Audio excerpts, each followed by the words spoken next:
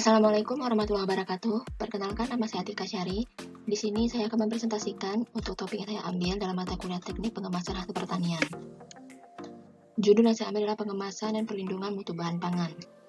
Sebelum kita membahas lebih lanjut, di sini saya membuat daftar isi atau pembahasan yang akan saya bahas sebanyak 3 pembahasan, yang dimana terdiri dari pengertian umum kemasan, kemudian fungsi kemasan, dan terakhir adalah klasifikasi kemasan. Yang pertama adalah pengertian umum kemasan. Menurut catatan sejarah, pengemasan ini telah ada sejak 4000 sebelum Masehi. Pada waktu itu, peradaban manusia telah tinggi. Hal ini karena telah adanya pertukaran barang niaga antara Mesir dan Mesopotamia, serta Cina dan India. Nah, penemuan penggunaan kemasan untuk berbagai jenis minyak wangi atau parfum dan kosmetika dapat dijumpai di makam orang Mesir purba sekitar 3000 sebelum Masehi. Dalam pengertian sehari-hari, pengemasan saya dimaksudkan sebagai pembungkusan, baik dengan menggunakan kertas, plastik, aluminium foil, berbagai jenis daun, pelepah, kulit binatang, dan sebagainya. Lingkup pengemasan ini lebih luas, tidak sekedar pembungkusan, melainkan juga mencakup pewadahan, pembotolan, pengalengan, pengepakan, enkapsulasi, dan pelilinan. Yang kedua adalah fungsi kemasan.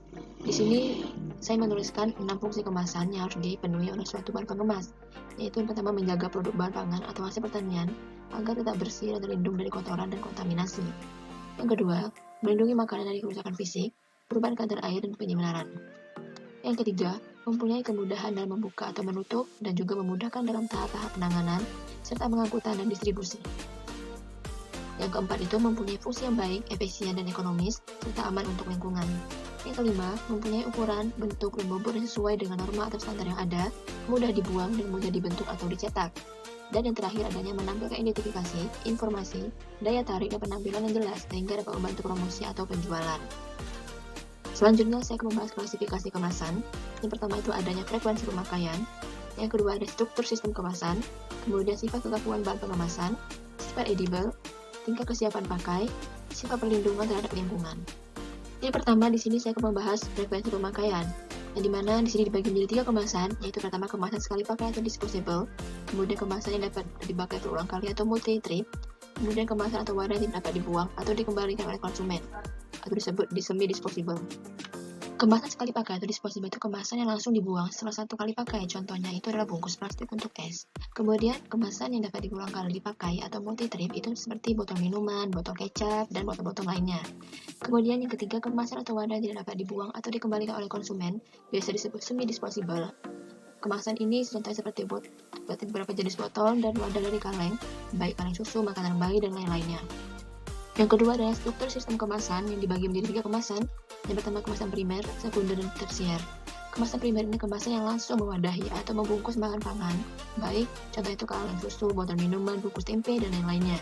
Yang kedua adalah kemasan sekunder, kemasan yang berfungsi untuk melindungi kelompok-kelompok kemasan lainnya, seperti misalnya karton untuk wadah susu, kemudian kotak kayu untuk wadah buah-buahan yang sudah dibungkus, keranjang tempe, dan sebagainya. Dan yang terakhir adalah kemasan tersier, yaitu kemasan yang diperlukan lagi untuk pengemasan setelah kemasan primer, sekunder, dan tersier. Umumnya ini digunakan untuk sebagai pelindung selama pengangkutan bahan pangan. Yang ketiga adalah sifat kekakuan bahan pemas.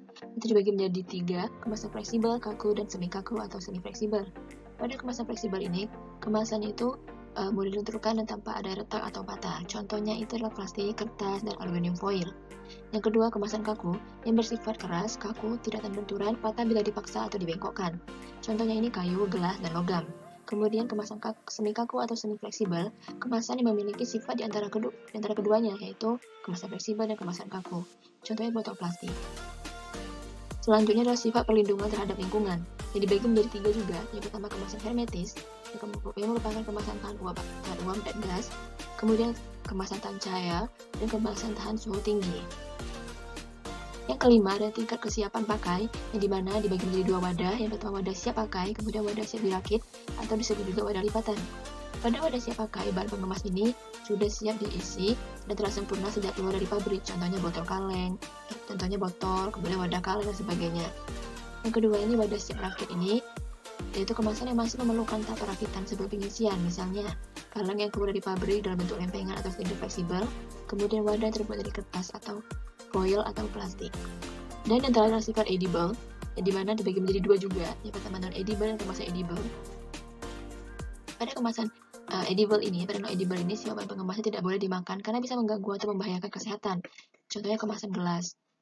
Yang kedua, adanya kemasan edible adalah lapisan tipis dan kontinu yang dibuat dari bahan dapat dimakan. Contohnya ini, misalnya kapsul pada obat, permen, sosis pelapis coklat, dan sebagainya. Baik, sekian presentasi dari saya. Lebih dan kurang saya mohon maaf. Wassalamualaikum warahmatullahi wabarakatuh.